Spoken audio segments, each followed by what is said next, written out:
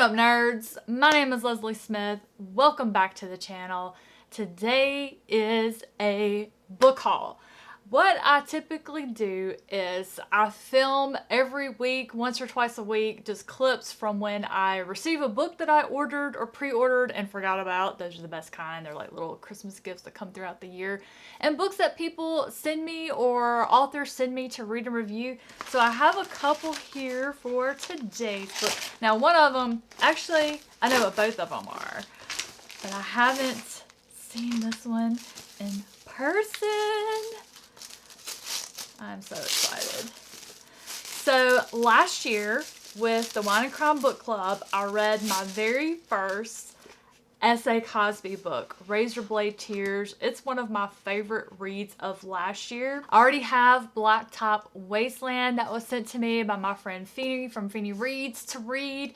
There's a new one coming out this year that I've already set up a buddy read with my friend Anita, and my friend Gail got to meet S.A. Cosby at the Tucson Book Festival, and she got me a copy of My Darkest Prayer, which, is this his first book? Maybe? I think I might be wrong. I'll have to look it up. I think this is his debut novel. But the best part is, it's signed to me, to Leslie. Writers tell lies to find the truth. And a little note from my friend Gail to please enjoy this little memento of the Tucson Festival of Books. How awesome. Gail, thank you so very much. I forget the presentation that Broken Binding does. They always wrap these so nicely. This is the third book in Zach Argyle's Threadlight series. Just love these books so much. They're just absolutely gorgeous. So now I am ready to finish the series. Broken Binding did a signed set for the first two books in Zach's series. So when the third one came out, they offered the people who bought the first two a chance to buy the matching number for the third one. Of course I did. I was waiting on it. I was just waiting for that email to let me know it was ready to go. And these books are just gorgeous. My word. Some of my friends are blurbed on the back. How awesome is that? That's just a bookworm's dream right there. So I have a couple of books that I got, plus some bookish related things. The first book that I have that I want to show you is On the Savage Side by Tiffany McDaniel. I have absolutely no idea what this book is about. It's the author's newest release, and after reading Betty by them last year, I absolutely loved Betty. It's hard to describe why I love that book. It's not because of the story. It is a very traumatic story that I believe the author pulled from her own life experiences. The characters are based on her family members, but it was written in such a way that is unforgettable. I could not wait to get back to her lyrical prose. Ooh, I think I just saw... This is interesting. There's artwork and pictures in here. I am so excited. But this was a birthday present from my dear friend Sharon Dwyer. I will link her channel down in the description below. And the reason why I opened it, you know, I like to save my bookish shaped packages to open on camera. Amazon sent it in a box that was this big. I had no idea it was a book. I just thought it was something that I had ordered, and I opened it and I was shocked. They had it packed really well. Like, there's no damage to this book anywhere. And I just love that Tiffany McDaniel has deckled edges on her books. That just delights me in a way that I just cannot put into words. No scent whatsoever. And then I have one here. I recognize the author's name. So obviously I knew that it was a book, and it is one that I accepted for review after the author emailed me and sent me the book description. I looked at it. Oh, wow. Holy smokes. I had forgotten how awesome this cover was. Let's get a whiff. It definitely has a smell. What is that smell?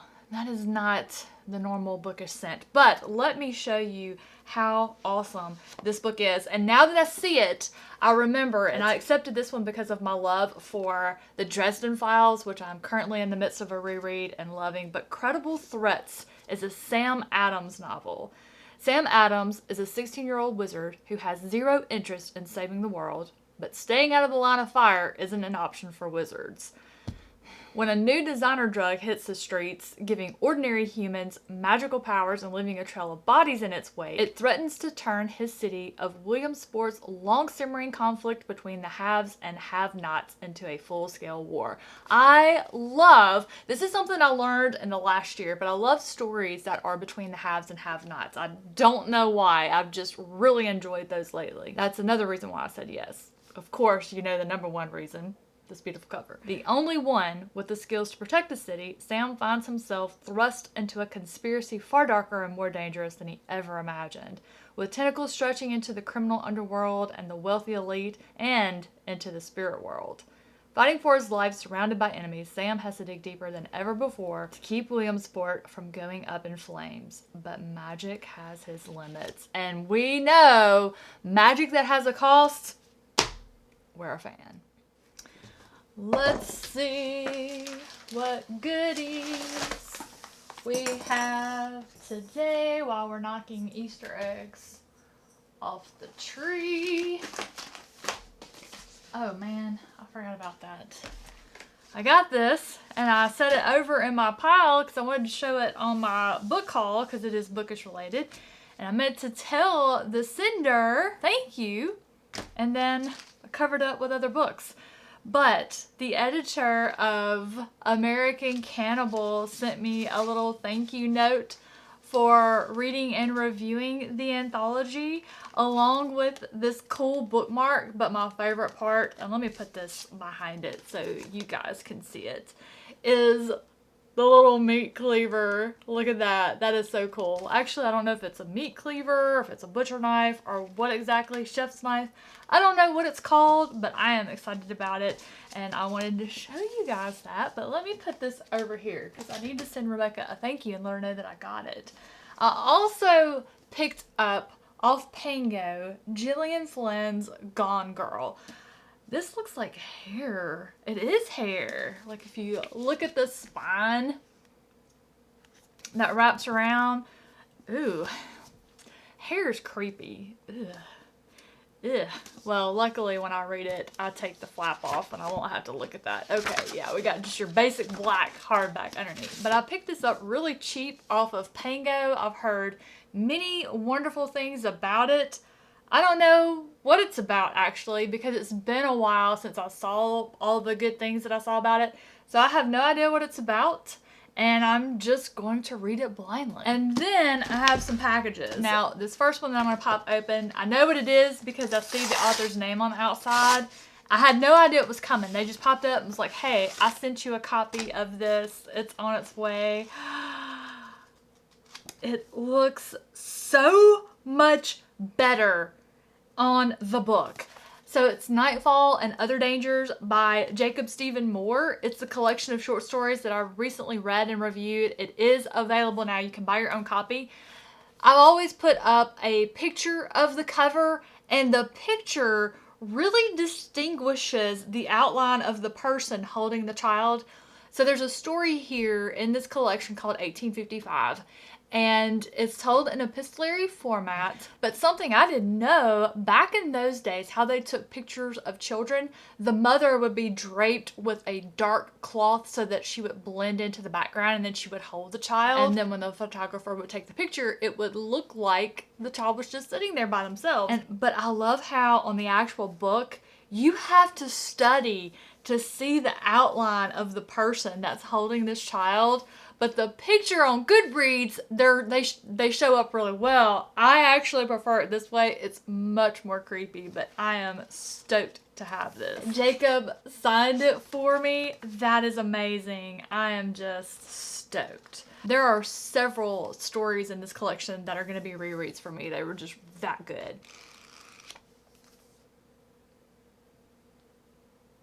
It has a scent, but it doesn't have a scent. It's almost like it has an after scent, if that makes any kind of sense. It doesn't sound like it makes sense. And then I have an Amazon package that arrived on the doorstep. I'm not sure. Wow, this is a big one. No note, but I did open it upside down. Let's take a look at it. Oh, wow. Jiggly Spot and the Zero Intellect by P.D. Aleva, or Aleva. I'm not sure how to pronounce the last name. Carnivals, Cannibals, and Clowns. Oh my word. Oh, I just flipped open to the dedication and I have to read it. For those who love horror the most, and the reader who understands that horror is so much more than blood and gore. Although we love those too. And then the next page has a quote. Haven't you ever heard of the healing power of laughter? And it is from 1989 Batman. Of course, it's said by the Joker. I am so excited to read this. Oh my gosh. Y'all, look at this cover. This is the arc for this one. It's coming out around Halloween. Stay tuned to the channel, horror lovers, because you're going to have a chance to win your own copy of Jiggly Spot. So be checking back here around September. We have a surprise in store for you. I just want to sit down and read this right now. Meet Jiggly Spot, a 5-foot-tall, half-human, half-warlock carnival clown who spends his free time moonlighting as a drug-dealing pimp and lackey for demonic entities who prey on the weak and vulnerable, casting their dark shadow across humanity through manipulation and fear. Jiggly Spot was selected to serve as the event coordinator for 2019 Summer Solstice celebration at the prestigious Cannibal Cafe, a celebration that brings together both demon and human alike. But with less than 2 weeks before the celebration, Jiggly Spot's got so much to do and little time to do it. Not to mention, the feds are hot on his tail. Between securing new recruits for demonic possession, choosing fresh bodies to slice and dice for dinner, and the fact that his girlfriend Kira is eating up most of his time, Jiggly's at his wit's end. Hopefully those demons appreciate all of his sacrifices. Those demons can be hell to deal with.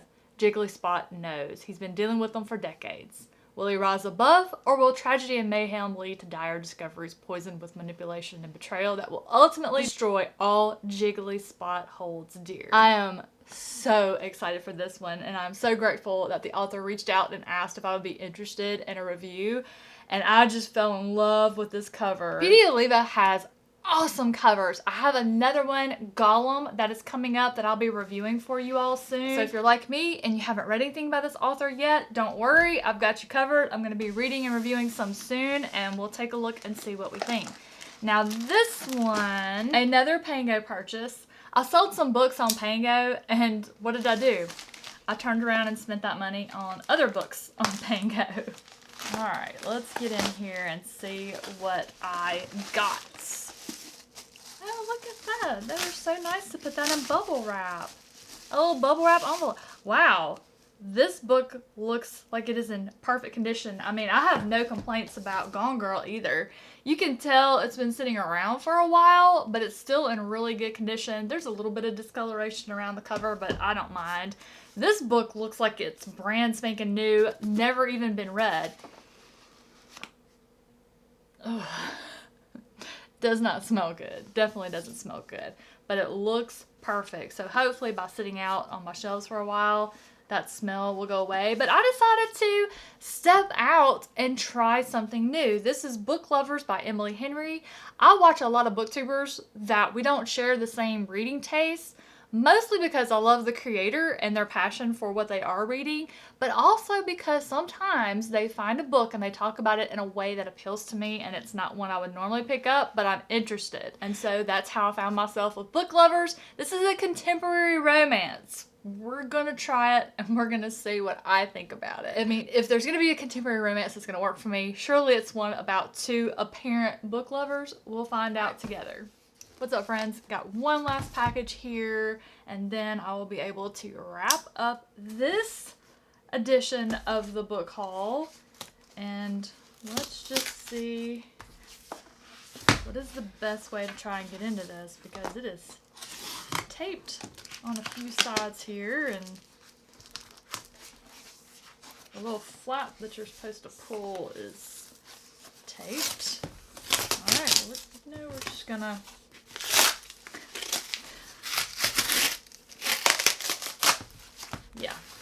Okay, think I see a way to get in now. Brute force always wins. Okay. I worked hard for this. Ooh, that is so pretty. In person. Oh, you just cannot beat a good floppy paperback in the hands. That is a good size. This is pretty. I love that the cover wraps around. Let me see if I can get that open wide enough for you all to feast your eyes on this beautiful cover. This is the Smokesmith's Book 1, Seeds of War. One breath, one jump, one death. I am just fascinated by this front cover. Whatever this guy right here is doing, it looks like he's maybe casting. He's drawing the smoke with his hand. I don't know, but I need to know. Seeds of War. He ran like the monster he was, and the smoke followed. Gilmore is a single mother and war veteran turned crime boss set on protecting her family and her own. Okay, I think that's going to be my favorite character. Oh, man. Let's see. Oh, wow. Okay, character number 2 has quite the name. Orberesis? Orberesis? Orberesis. We're just going to call this character O. O is a petty thief pretending to be God to protect a terrible secret. Red Now is the world's most feared mercenary, but his best days are behind him and there's one job left to do. In a world of dangerous monsters and devastating smoke magic, the seeds of war are being planted. Allies must be treasured and enemies defeated. I am so excited for this one. This is one I accepted for review recently. I can't remember when I have it scheduled, but my goodness, if my schedule opens up or if I get through my scheduled reads faster than anticipated, this one's going to get moved up because I am extremely curious about this one. So there we go, guys. That is going to be a wrap on this book haul. Did you see any books in this book haul that you're wanting to hear more about? You're excited for me to read them and review them to see if there might be one you want to pick up? Let me know in those comments down below, and also share any new books you've got recently that you want to talk about. Thank you so much for watching, and I'll catch you in the next one.